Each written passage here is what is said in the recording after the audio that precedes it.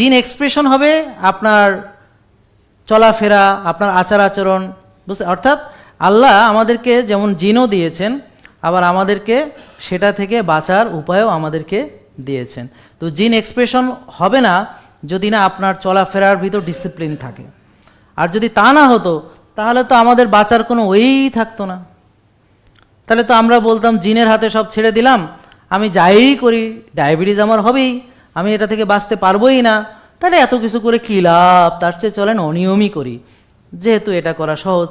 তো যারা জিন বোঝায় তারা আসলে আপনাদেরকে বোঝাতে চায় যে দেখো তুমি বাবা মা থেকে জিন পেয়েছো, তোমার ডায়াবেটিস হবেই, তোমার কিচ্ছু করার নেই, তুমি রোগী হবা, ওষুধ খাবা, তুমি ইনসুলিন দেবা, এটি তোমার করণীয়, তোমার চিকিৎসা আমরা করব, কারণ তোমার দোষ না, জিনের দোষ।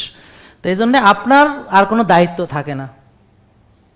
অথচ আপনি যদি মনে করেন যে না, দিস ইজ মাই রেসপন্সিবিলিটি, যে আমার ডিসিপ্লিন ঠিক রাখলে আমি ভালো থাকতে পারবো, দেন আপনি ইন্সপায়ার্ড হবেন তো মানে ডিসিপ্লিন মানার জন্য।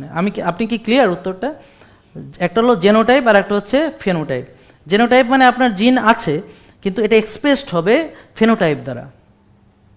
যেমন ধরেন আপনার মাথায় বাড়ি দিলে ফাটবে, না এলে বাড়ি না দিলে ফাটবে না। এখন আপনার মাথাটা ভঙ্গুর, আমি যদি একটা সিমেন্টের রড দিয়ে বাড়ি দিই আপনার মাথা ফেটে যাবে, বাড়ি না দিলে ফাটবে না। এটা কি বুঝেছেন? তো বাড়িটা দিবেন কিনা